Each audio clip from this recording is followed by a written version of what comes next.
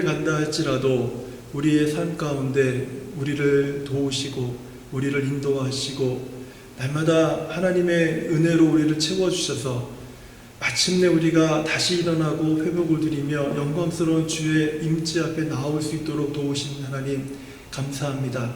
오늘 예배를 통해서도 우리가 주를 더 찬양하고 더 주 앞에 나아갈 때에 하나님의 기름 부으심이 우리 모든 심령들 가운데 충만하게 임하도록 도와주시옵소서. 예수님의 이름으로 기도합니다. 아멘. 우리 태산을 넘어온 곡에 가도 우리 같이 한번 우리 힘차게 박수 치면서 같이 찬양할까요? 태산을 넘어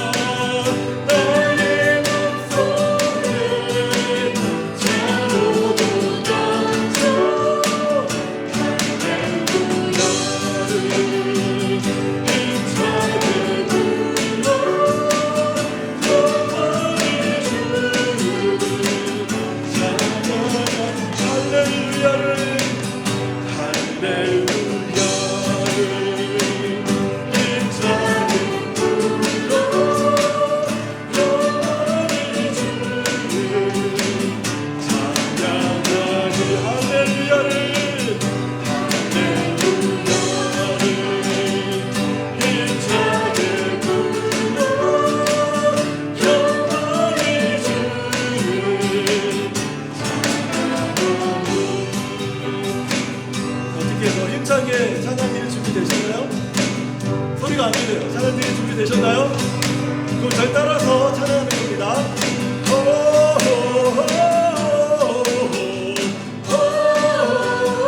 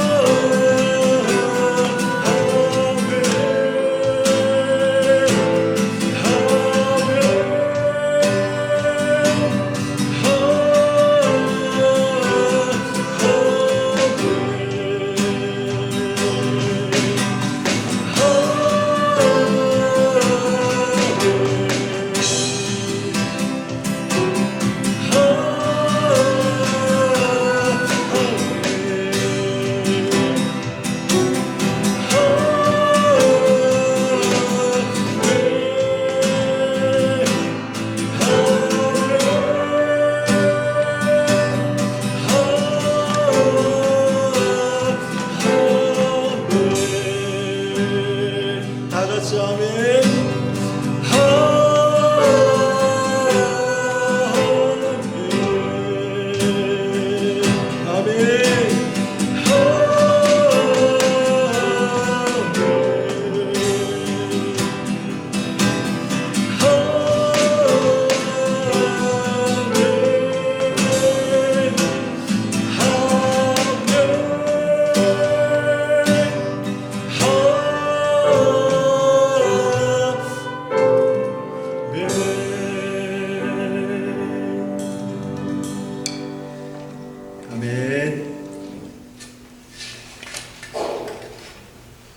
우리는 주의 움직이는 교회 함께 찬양하겠습니다.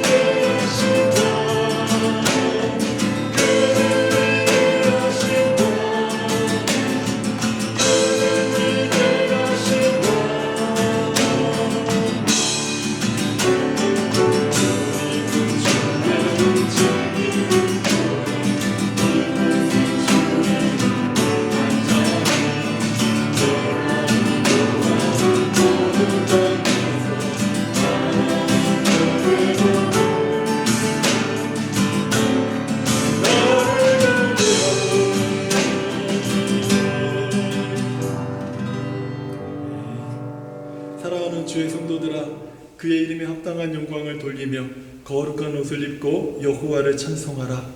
그의 거룩함을 기억하며 감사하라. 하나님은 영이시니 예배하는 자가 영과 진리로 예배해야 할지니라. 아멘. 사랑하는 성도 여러분, 우리 하나님께서 기뻐 받으시는 예배는 상한 마음과 통회하는 심령이라고 말씀하십니다. 지금 성령께서 우리 마음속에 깨닫게 하시는 한 주간의 제목들을 가지고 예수 그리스도의 십자가 앞에 진실한 마음으로 우리 다 함께 참여하는 기도를 드리겠습니다. 함께 기도하겠습니다. 하나님 아버지 감사합니다. 하나님 아버지, 우리가 주 안에서 즐거워하고 주 안에서 기뻐하며 주 안에서 회복을 누리고 하나님이 부으시는 그 은혜를 들이마시며 우리가 지금까지 살아가며 고백합니다.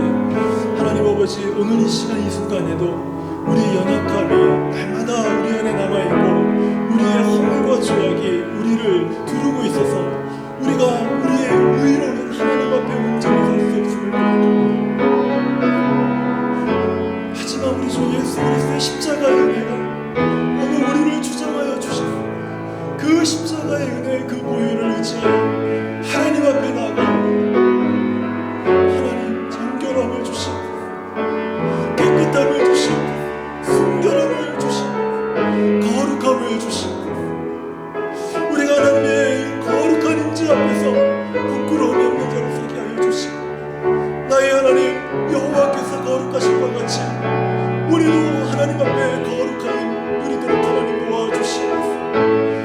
하나님 여정의 주의 상전의 손을 바라본 것 같이 날마다 하나님을 바라보며 하나님의 은혜를 사모하오니 하나님의 은혜가 우리 가운데 부어지게 하시고 그 은혜를 사모할 때마다 그 은혜가 부어질 때마다 그의 마시고 음욕을 드리며 풍성한 꼴을 마시고 하나님 앞에 경건함을 드리며 세상에 남겨야 우리 하나님의 자녀가 되도록 축복하여 주시옵소서.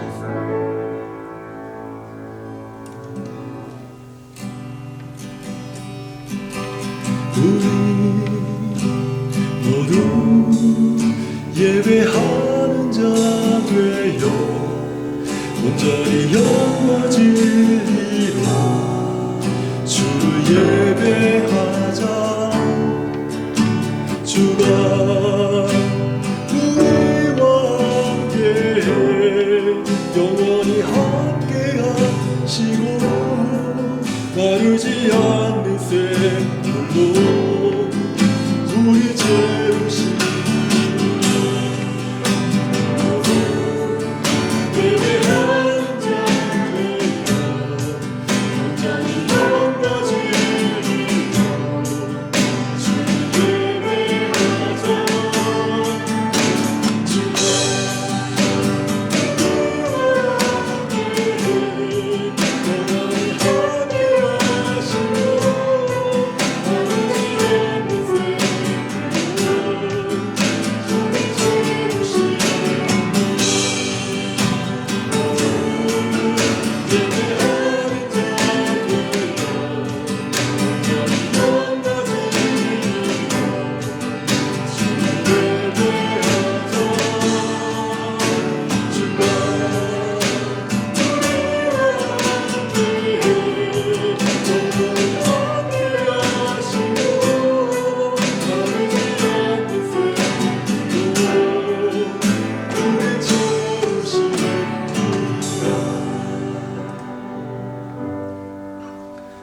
네, 오늘 우리들에게 주신 하나님의 말씀 욥기 1장 6절에서 10절 말씀 찾으셨으면 우리 함께 다 같이 읽겠습니다.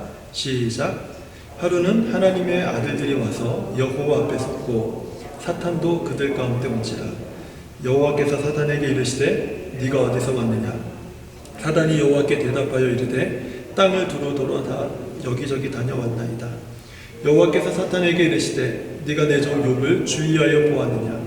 그와 같이 온전하고 정직하여 하나님을 경외하며 악에서 떠난 자는 세상에 없느니라.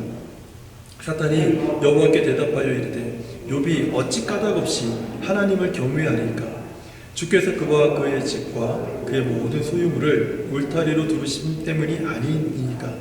주께서 그의 손으로 하는 바를 복되게 하사 그의 소유물이 땅에 넘치게 하셨음이니이다. 아멘. 우리는 매 주일마다 하나님의 질문에 답합시다 라는 주제로 이렇게 말씀을 우리가 듣고 있죠. 하나님의 질문에 우리가 12월 달부터 계속 아마 내년에 좀 넘어갈 수도 있을지 모르겠는데 좀 이 질문들에 우리 스스로가 답을 해보는 그런 시간들이 됐으면 좋겠습니다.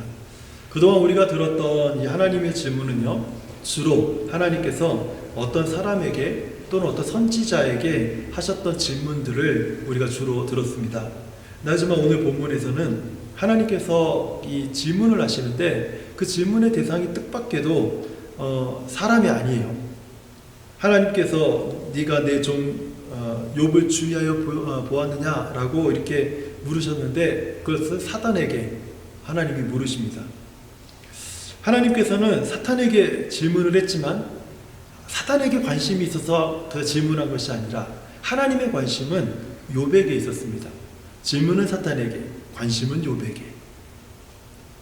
어떻게 보면은 하나님께서 우리들에게도 이와 비슷한 질문을 하지 않으실까 하는 그런 생각도 해보게 됩니다. 하나님이 어떤 그 영적인 존재들에게 욥에게 하셨듯이 질문을 우리에 대한 질문을 하실지라도 하나님의 관심은 여전히 우리들에게 있음을 우리는 보게 되죠. 하나님께서는 그 욥에게 참 많은 그 은혜와 그 복을 그의 인생에 부어 주셨어요. 그 욥의 그 당시에 욥의 소유가요, 낙타, 양, 소 등 이런 거 가축들이 셀 수 없을 정도로 욥은 굉장히 그 부유한 그런 아주 재물이 아주 많은 그런 대단한 사람이었습니다. 그리고 자녀들은 또 어땠냐면 하나님이 축복 가운데 아들 7, 딸 3, 무려 10남배를 둘 정도로 아주 다복한 그 집안의 가장이었어요. 욥은 모든 것에 다 부유한 사람이었어요. 부족한 것이 어떻게 보면 단 하나도 없는 그런 사람이었습니다. 근데 그 중에서도 가장 으뜸이 무엇이었느냐? 욥이 그 하나님으로부터 받은 그 모든 풍성한 것들 중에서 가장 으뜸은 욥의 신앙이었습니다.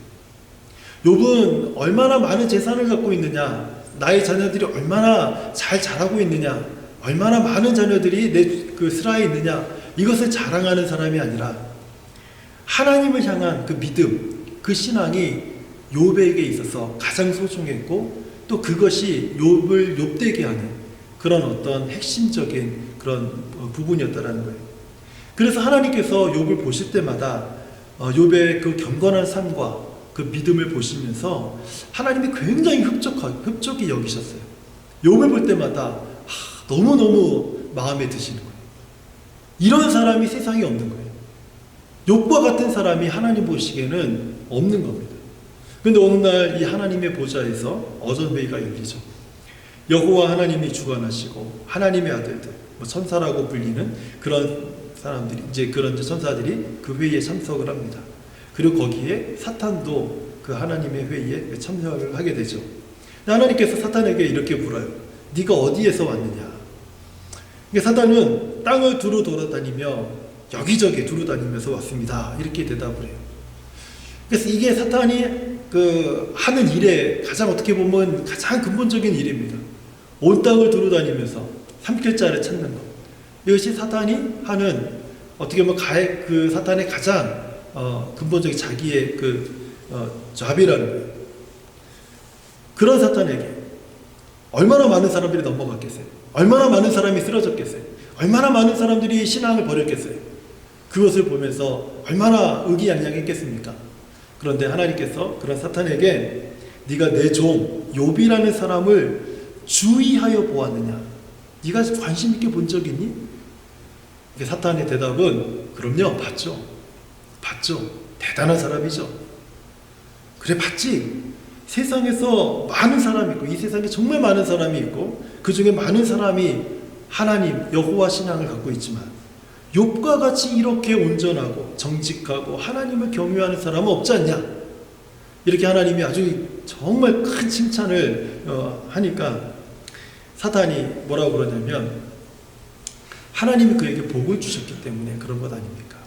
하나님이 그에게 복을 주셨기 때문에 하나님께서 온갖 재물과 좋은 것들로 그의 그 주변을 다 둘러셨기 때문에 그가 이렇게 하나님을 섬기는 것이 아닙니까?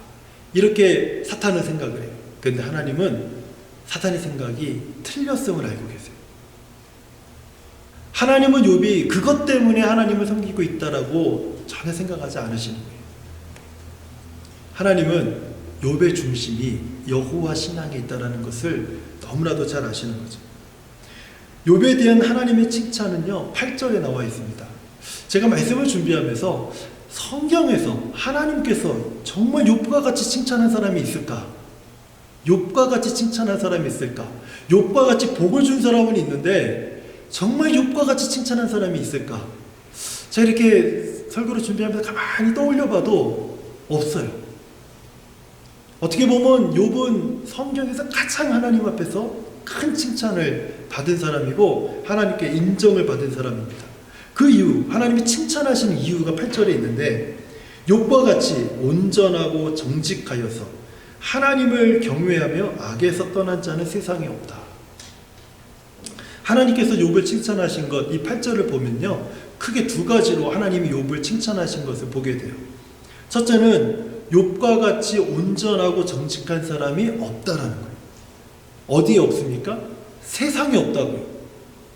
세상에 없다고.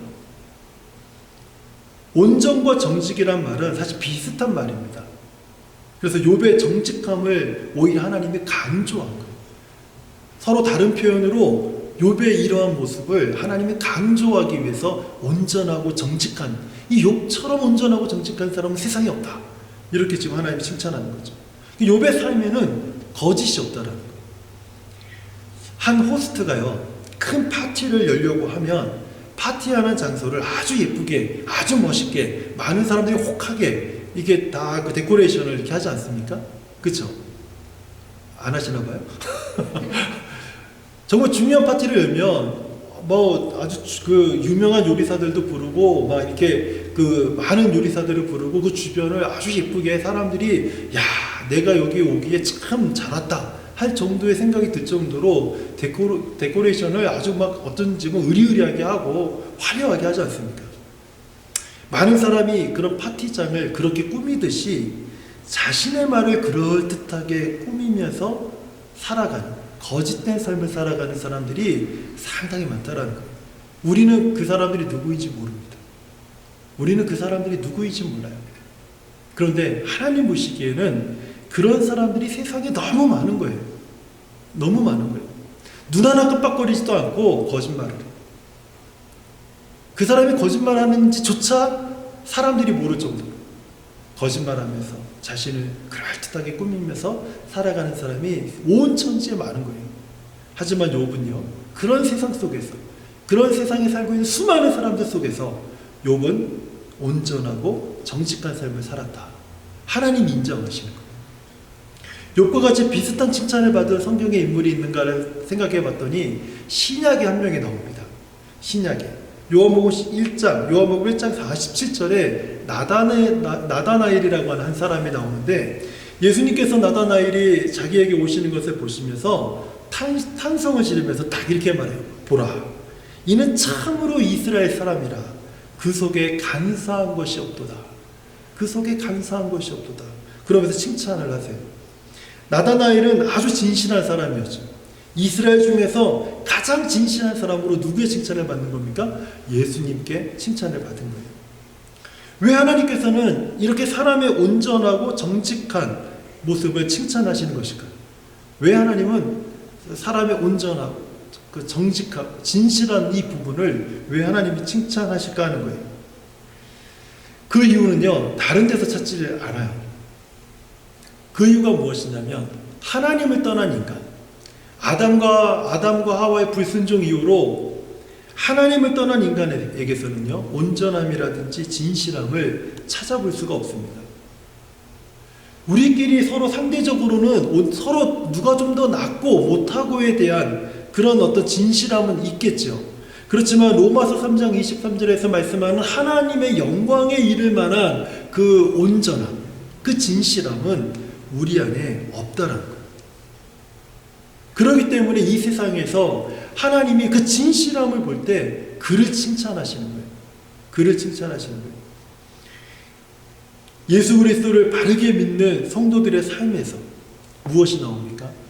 예수 그리스도를 믿는 사람들, 그냥 믿는다고 하는 사람들 말고 정말 성경적으로 바르게 믿는 사람들의 성도들의 삶 속에서 무엇이 나오냐면, 하나님이 그토록 찾으시는 온전한 그 진실함이 내 안에서 서서히 뿜어져 나오는 거예요. 거짓된, 간사한, 속이는, 꾸미는 그런 가식들이 이전에, 예수 믿기 이전에 있다가 예수 믿고 나서부터는 내 안에 계신 성령께서 그것들을 하나씩 천천히 몰아내시면서 우리 안에서 진실함, 온전함을, 신실함을 우리 안에서 뿜어지도록 우리 안에 계신 성령께서 우리를 새롭게 하시는 거예요.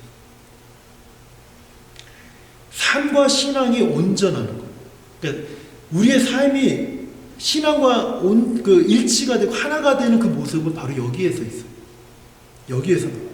그렇기 때문에 신앙과 삶은 달라질 수가 없는 거예요. 제가 교회에서 화를 내면 집에서 화를 안 낼까요? 내요. 그게 정상이에요. 제가 집에서 참고 있으면 교회에서는 안 참을까요? 아니에요. 참아요. 집에서 제가 약간 이만큼 거짓말하면 제가 밖에 나가서 뭐 사람들 만나거나 어떤 일을 하거나 또 무엇을 할 때 이만큼 거짓말 안 할까요? 아니, 해요. 그런데 이것을 들키지 않는 거죠. 누구만 알아요? 나와 하나님만 알아요. 간혹 들켜서 누군가가 알 때가 있어요. 참 그때 난감하죠. 좀 난감하기는 해요.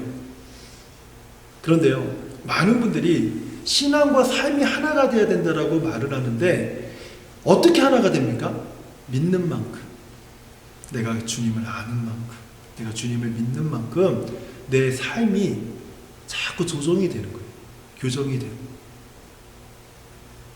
어떻게 예수님을 이제 믿은 사람 보고 욥처럼 온전해야 됩니다. 욥처럼 진실해야 됩니다. 나다넬처럼 간사함이 없어야 됩니다라고 맨날 그 사람들에게 얘기를 해봤자 안 돼요. 여러분, 우리가 어떻게 신앙과 삶이 하나가 될 수 있겠습니까? 그것은요, 내가 주님을 믿는 만큼 되는 거예요. 제가 주님을 얼마만큼 믿습니까? 지광희 목사는 예수님을 얼마만큼 믿고 얼마만큼 제 신뢰하고 있습니까? 아세요? 모르죠. 저도 우리 집사님들이 얼마만큼 그 예수님을 믿는지 잘 몰라요. 그런데 이건 알 수가 있죠. 우리들의 말과 행동을 통해서 드러날 때 그때 그 흔적을 찾을 수가 있는 거예요. 아무리 믿음이 좋다고, 아무리 기도를 많이 한다고, 아무리 성경을 많이 한다고 막 누군가를 가르치고 또 누군가를 위해 기도하고 막 뭔가를 보고 막 듣고 막 온갖 걸 다 해도 주변 사람들이 아휴 고개 설레설레 저으면 그거 딱 그만큼만 주님을 믿는 거예요. 딱 그만큼만. 내가 아무리 부정을 해도. 여러분들이 저를 보면서 아무리 지광희 목사가 뭐 설교를 잘하고 뭐 찬양을 인도하고 뭘 하고 뭐 하고 다 한다 그래도 그래도 그 목사님 좀 힘든 것 같아. 이러면 저는 딱 그만큼만 제가 주님을 믿는 거예요. 딱 그만큼만. 그게 저의 한계고 제가 그만큼밖에 주님을 경험하고 주님을 신뢰하지 못하는 거예요. 오늘날 교회와 성도들의 가장 큰 문제가 무엇이겠습니까? 이 신앙생활과 삶이 분리되어 있는 거예요. 이걸 못 알아듣는 사람이 세상에 어디 있겠어요? 그렇죠? 없어요. 그런데도 불구하고 왜 우리가 믿는 믿음과 믿음을 따라서 우리의 삶을 우리가 따르지 못하는가? 목사님들이나 뭐 장로님들이나 안수 집사님들이나 권사님들이나 교회 좀 오래 신앙생활 오래 하셨던 분들이요, 이렇게 가르쳐요. 교회 생활하시는 그 다른 좀 이제 막 시작하는 분들에게, 자기야 교회에서 살아남으려면 이렇게 해야 돼. 그리고 세상에서 그대로 하면 안 돼. 바보처럼. 그리고 당해. 이 두 가지를 잘 병행해야지 지혜롭게 신앙생활하는 거야. 이걸 어디서 가르친다고요? 교회에서 가르쳐. 혹시 우리 중에서 가르치고 계신 분 안 계세요? 이거를 이렇게 성도들이 이걸 어디서 배워요? 교회에서 배워요. 누구에게 배워요? 목사님에게 배워요. 장로님들에게 배워요. 집사님들에게 배워요. 신앙생활 그렇게 오래 했다고 하는 권사님들에게 그걸 배워요. 교회는 이런 생각으로 신앙생활 하도록 서로 권면하고 가르치고 하면서 그걸 잘하잖아요. 그러면 성숙한 신앙이라고, 그걸 성숙한 신앙이라고 사람들이 인정을 해요. 그러니까 신앙과 삶이 일치가 될 수가 없는 거예요. 일치가 될 수 없어요. 제가 지난주에 잠깐 설교하려다가 그 내용을 뺀 게 있어요. 시간 때문에. 근데 지금 잠깐 생각이 나서 말씀을 드리는데, 솔로몬에게 하나님이 지혜뿐만 하늘에 속한 하나님의 지혜와 부와 영광과 권력 다 주셨잖아요. 그렇죠? 근데 예수님께서 솔로몬을 딱 까신 거 아니죠? 죄송합니다. 이 표현이 딱 이게 딱 정확하게 전달될 것 같아서 딱 까신 거 아세요? 예? 하늘의 새를 봐라. 들의 풀 봐라. 저게 솔로몬의 입은 영광보다 낫다라는 거예요. 우리는 그것이 하나님이 주신 최고의 축복으로 아는데 하나님의 아들 예수님께서는 그거를 최고로 여기는 모든 사람들의 뒤통수를 딱 치는 거예요. 솔로몬이 입은 모든 영광보다 저게 더 낫다는 거예요. 이게 하나님께서 지혜를 솔로몬에게 주시고 부와 영광을 주신 그 하나님이 신약시대에 오셔서 하신 말씀이에요. 그러면서 뭐라고 말씀하십니까? 염려하지 말아라. 염려하지 말아라. 하늘의 새도 들의 풀도 다 먹이시고 입히시는데 왜 염려하니? 먼저 그의 나라와 그의 의를 구하면 하나님이 그 모든 것을 너희에게 주지 않겠니? 그러면서 앞에 무슨 말을 해요? 솔로몬을 딱 치신 거예요. 그거 별거 아니라는 거지. 그게 별거 아니라는 거예요. 우리가 왜 신앙과 삶이 분리되느냐? 주님을 내가 믿는 만큼만 살기 때문에 그래요. 내가 주님을 믿는 만큼만. 내가 이만큼 믿기 때문에 이만큼 염려하고 사는 거예요. 제가 참 부끄럽지만은 저는 한 3년, 4년, 한 5년 상간으로 해서 제가 믿음이 이런 건가? 라는 것을 제가 깊이 깨닫는 시간을 계속 보내고 있어요. 계속해서 믿음이 이건가? 믿음이 이건가? 내가 이렇게 믿으면 이렇게 사라지는 건가? 많은 분들이 자기가 말하는 대로 살지 않습니다. 신앙생활, 다른 분들에게 간증하고 그리고 사람들과 나누고 교제하는 말 그대로 살지 않고 기도해야 돼 그러면서 기도하지 않고 염려하지 말고 기도해. 성경에 기도하라고 돼 있잖아. 근데 본인은 자기는 염려하고 있고. 근데 우리는 이렇게 사람들에게 신앙을 가르치고 있어요. 스스로가. 그런데 이렇게 살면 삶과 신앙은 분리돼요. 하지만은 내가 누군가에게 권면하고 누군가에게 말하는 대로 살려고 할 때 그것을 내가 내 삶에서 살아내기 시작하면 그건 믿음이 됩니다. 그건 믿음이 됩니다. 참된 신앙, 바른 신앙을 우리가 갖고 있다면 그 신앙을 따라서 우리는 순전해지고 정직해지고 온전해지고 하나님의 욥을 칭찬하셨듯이 하나님이 칭찬할 만한 그 삶들이 우리 삶에서 뿜어지는 거예요. 우리 삶에서 뿜어지는 거예요. 그래서 신앙과 삶은요 분리가 되는 것이 아니라 항상 하나로 가는 겁니다. 내가 믿음을 얘기하면 그 삶을 얘기하는 거예요. 삶을 얘기하면 믿음을 얘기하는 거예요. 자꾸 이걸 구분시키는 사람들은요 자기가 구분된 삶을 사니까 구분돼서 얘기를 하는 거예요. 솔직하게 내가 요밖에 못 살면 내 믿음이 그거밖에 안 되는 거예요. 믿음과 삶은 따로 설명되는 것이 아니에요. 그것은 하나라는 거예요. 하나님께서 욥이 가장 온전하고 정직한 사람이라고 칭찬했는데 욥이 칭찬받은 장소가 어디였어요? 그것은요 교회가 아니었습니다. 하나님의 어떤 외의 욥을 불러다가 욥 봐라 욥이 얼마나 대단하냐 이러면서 칭찬하신 게 아니에요. 우리가 그토록 살기 힘들어하는 세상에서 하나님이 이 세상에서 욥처럼 온전하고 정직한 사람이 어딨냐 이렇게 세상에서 칭찬하는 거예요. 욥은 교회가 아니라 세상에서 온전하고 가장 정직한 사람이라고 하나님께 인정받은 거예요. 저는 2022년에요 우리 에베네셀 교회가 캘거리에서 정말 욥처럼 이렇게 인정받고 점점 강성해지는 그런 교회가 되기를 축원합니다. 여러분 오늘 이것은요 당신 저뿐만 아니라 우리 모두가 이렇게 살고 있습니까? 이런 제가 말을 드리려고 하는 게 아니에요. 이게 이 욥이 칭찬받은 이것이 우리 2022년에 우리 삶의 우리 교회 목표가 되어야 된다는 거예요.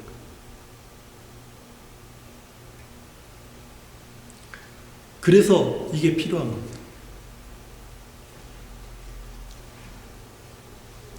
여러분, 우리 그 에베네셀 교회가 캘거리에서 인정을 받으려면 누구에게 인정을 받아야 됩니까? 뭐 교회 협의에 인정받으면 되나요?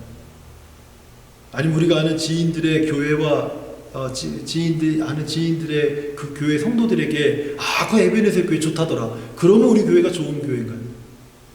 아니면 주변에 있는 목회자들에게 칭찬을 들으면 좋은 교회인가요? 우리는 그 사람들에게 인정받으려고 노력해서 받으면 좋겠죠. 하지만 그것을 받으려고 노력하는 교회가 될 필요가 없어요. 우리는 세상에서 하나님께 인정받는 교회가 되도록 우리가 2022년도는 하나님, 우리를 좀 주의하여 보십시오. 우리가 욥과 같이 한번 살아보겠습니다. 욥과 같이 하나님을 예배해 보겠습니다. 욥과 같이 하나님을 섬겨보겠습니다. 그때 하나님이 에베네셀 교회를 주의하여 보았느냐? 라고 하는 그 질문을 하실 거라는 거예요. 우리 성도님들은 아마 저와 비슷한 경험을 하신 분도 계시겠지만, 제가 그 교회를 개척했을 때 제일 먼저 저를 찾아온 게 누군지 아세요? 교회를 딱 개척했을 때 제일 먼저 찾아온 것은요, 사탄이 찾아왔어요. 개척한 교회를 뒤흔들기 시작하는데 파괴하는 자가 오는도다. 이 하나님의 주신 말씀이에요. 성경을 읽는데 교회 개척한 지 얼마 안 됐고 사람들이 막 좀 모이려고 하는데 파괴하는 자가 오는도다. 너는 대장부처럼 허리를 동이고 굳세게 뭐 이렇게 지키라고 하는 스가랴 말씀인가 제가 읽는데 와, 다리에요 힘이 풀리면서 다리가 후들후들거리고, 그때 어떤 같이 교회를 섬기시려고 하는 집사님 네 분의 집에 가려고 하는데 앞에서 주차장에서 성경을 읽다가 그 신방 가려고 갔는데 그 말씀이 딱 드는데 다리가 막 풀리고 후들후들거리고, 아니나 다를까 그때부터 막 정신없이 공격이 들어오는데 못 서 있겠더라고요. 제가 믿음으로 못 이겨내겠더라고요. 사방팔방으로 막 누구는 협박을 하고, 누구는 내가 술을 해서 너 완전히 인생을 망가뜨리겠다고 하고, 막 별의별 공격들이 다 들어오는데, 그 대신 캐나다 라이프도 전혀 잘 모르는, 캐나다 딱 2년밖에 안 살고 그 사무실 안에서만 2년 동안 있었던 제 입장에서는 죽을 것 같았어요.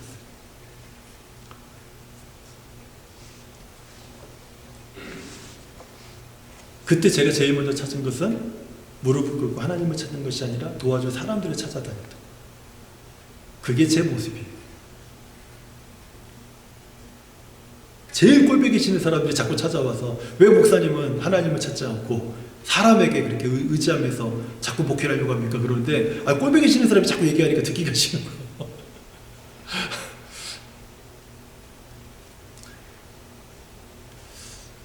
모든 시간들이 지나고 나서 그제서야 사람들은 더 이상 오지 않고, 모든 시간들이 지나고 나서 그제서야 내가 누구 앞에 서 있었는지, 내가 누구를 바라봐야 되는지, 나의 믿음이 어디까지인지를 그때 보게 됐어요.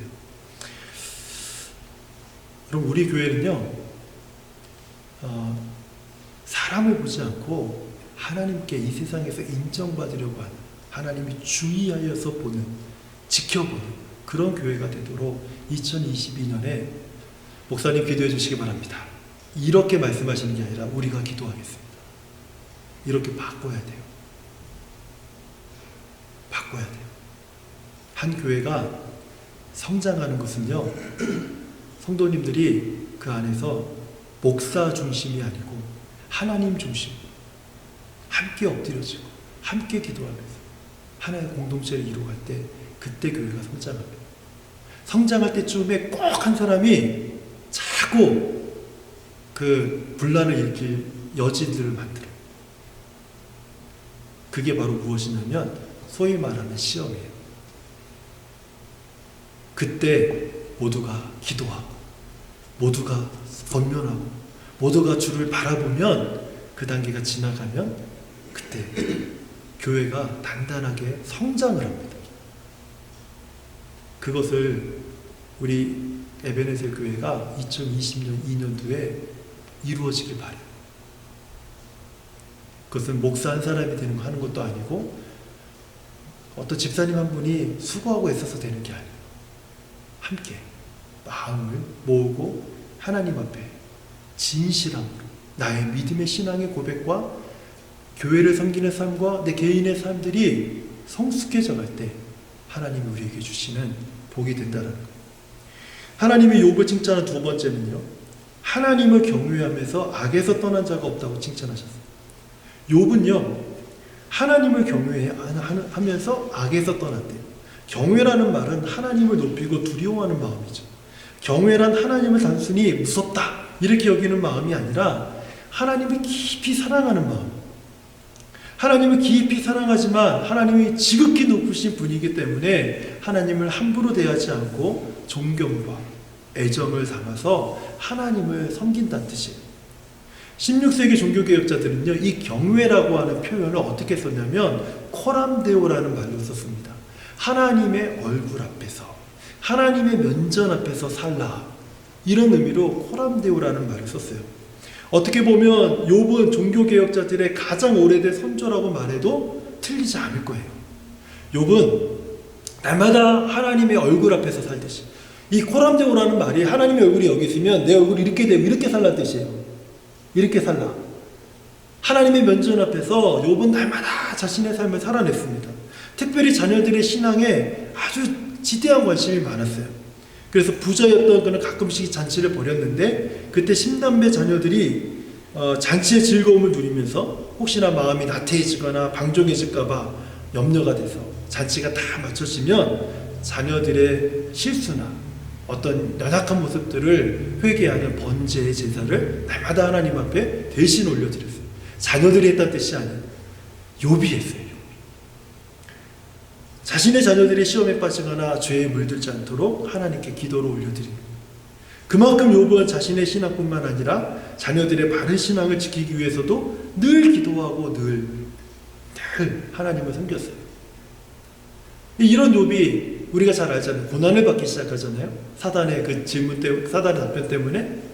그때 욥의 와이프가 뭐라고 합니까? 지금도 하나님을 그렇게 섬기고 싶습니까?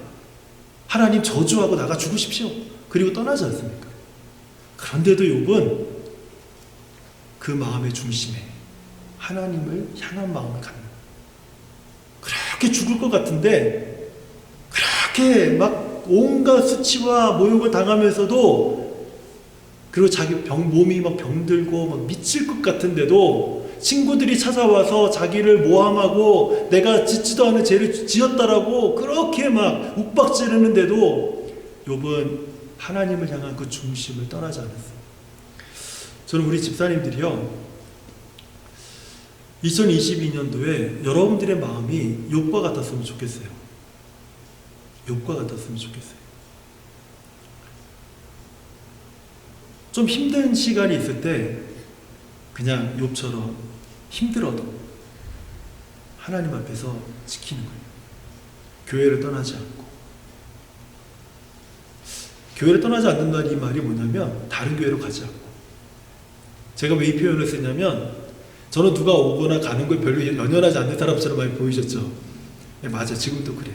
근데 제가 이 표현을 쓰는 이유는 2022년도에 하나님께서 에베네셀 교회에 주고자 하시는 그 마음을 전 우리 모든 집사님들이 마음에 간직하셨으면 좋겠어요. 그 마음을 간직하고 하나님이 하시는 일을 경험하셨으면 좋겠어요. 이번에 하나님이 우리를 시험대 위에 올려놓으신 겁니다. 2022년에 그 시험에 우리가 욥처럼 하고 싶은 말 다 하며 살지 말고, 하고 싶은 행동 다 하며 살지 말고 사랑으로, 인내로 서로 참으며 오래 참고 섬기고, 그리고 함께 기도하고 함께 말씀 나누고, 그러면 하나님께서 분명히 2022년도에 교회를 향한 우리 하나님의 놀라운 은혜와 그 계획들이 분명히 이루어질 것이라고 믿어요. 나보다 남을 좀 낮게 여기고, 낮게 여긴 게 아니라 더 좋게 여기라는 뜻이죠. 낮다라는 말은. 이런 그 욥의 행동과 삶을 통해서 하나님을 경외하는 삶의 표본을 우리가 찾을 수 있듯이 우리도 하나님을 경외하자는 거예요. 하나님을 경외하는 데 있어서 경외하는 사람의 가장 두드러진 특징이 뭔지 아세요? 죄에서 떠나는 겁니다. 죄에서 떠나는 거예요. 내가 죄에서 떠나는 순간 거룩해지. 세상의 죄악에 오염되지 않는 순간 우리는 어떤 사람이 되냐면 거룩한 성도가 되는 거죠. 욥은 항상 악한 생각을 멀리하고 죄를 범할 상황이 생기면 즉시 그 자리를 떠나서 거룩함을 지켰습니다. 하나님께서 처음으로 주의 백성들에게 말씀을 주실 때 가장 강조했던 말씀이 뭐예요? 나는 여호와라. 너희를 애굽에서 이집트에서 구원해낸 나는 여호와라. 내가 거룩하니 너희도 거룩할지어다. 이게 레위기 말씀의 가장 큰 핵심이에요. 내가 거룩하니 너희도 거룩할지어다. 주의 백성들은 하나님께 소유된 백성들입니다. 오늘 우리는 이런 사람들을 성도라고 불러요. 성도는 하나님의 거룩하심을 따라서 그리스도의 형상을 닮아가는 하나님의 소유된 백성들입니다. 2022년에 우리 각자와 에베네zer 교회가 욥처럼 하나님께서 주의하여 보시는 성도 교회가 되기를 저는 정말 축복합니다. 하나님께서 주의하여 보시는 교회, 성도가 되려면 우리는 하나님을 경외하면서 악에서 떠나는 교회요 성도가 되어야 돼요. 2022년도에 우리가 어떤 악에서 떠나고 무슨 죄에서 떠나고 이런 것들 너무 거창하잖아요. 그죠? 이것을 조금 축소해서 딱 한마디로 제가 권면드리고 싶은 게 뭐냐면 사랑하고 트집 잡지 마세요. 서로 사랑하고 트집 잡지 마세요. 딱 한 해만. 2023년도에는 트집 잡으세요. 근데 2022년도는 서로 사랑하고 트집 잡지 마세요. 부부간에도. 한번 2022년도를 하나님을 경외하는 마음으로 사랑하고 트집 잡지 말자. 한번 보내보자. 하나님은 어떻게 우리 교회를 성장시키시는지를 저는 우리 성도님들이 봤으면 좋겠어요. 우리가 함께 힘있게 붙들면서 2022년도 보낼 말씀을 정했어요. 사무엘하 5장 10절. 제가 지난주 수요일에 잠깐 언급을 했었죠. 만군의 하나님 여호와께서 함께 계시니 다윗이 점점 강성하여 가니라. 이 말씀을 중심으로 표어를 이렇게 정했습니다. 2022년도 우리 교회 표어는 하나님이 함께하는 성도, 점점 강성해지는 교회. 아멘. 별로 마음에 안 드시나 봐요. 저는 이때만 되면 항상 이게 고민이 되는데 그냥 좋은 문구를 찾는 게 찾으려고 하는데 못 찾아서 고민되는 게 아니에요. 정말 하나님께서 우리 교회에 2022년도에 어떤 말씀을 우리가 붙들고 갔으면 좋겠는가.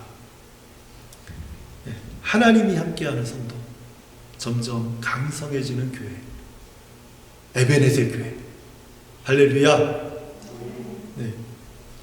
그래서 우리가 2022년도는 이 말씀을 따라서 이 말씀을 붙들고 하나님을 다윗처럼 경험하는 우리 성도님들이 됐으면 좋겠어요. 다윗이 점점 강성해진 것처럼 에베네zer 교회가 점점 강성해지는 그 하나님의 축복을 누리는 그런 교회가 되기를 바랍니다. 그러기 위해서 우리는 오늘 우리에게 주시는 이 말씀을 주의 깊게 우리가 간직해야 돼요. 세상에서 온전하고 진실한 성도가 됩시다. 세상에서 하나님을 경외하고 악에서 떠난 교회가 됩시다. 이거 어떻게 하면 이렇게 될 수 있다고요? 제가 거창하게 설명 안 하고 딱 한 가지만 했죠. 사랑하고 트집 잡지 말자. 사랑하고 트집 잡지 말자. 네. 그러면 정말 하나님이 우리와 함께 하시고 우리를 강성하게 하시는 하나님의 놀라운 일을 우리가 경험하는 성도요 교회가 되리라고 믿습니다.